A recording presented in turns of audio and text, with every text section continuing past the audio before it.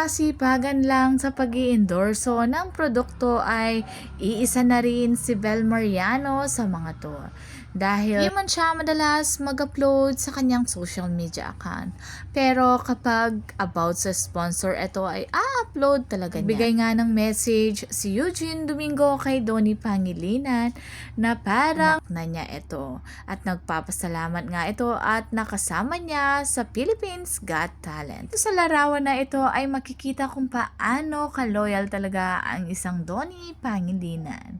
At kitang-kita sa isa niyang kamay nakaakbay siya at sa isa naman niyang kamay ay nasa kanyang bulsa. At dito ay katabi niya si Catherine Bernardo.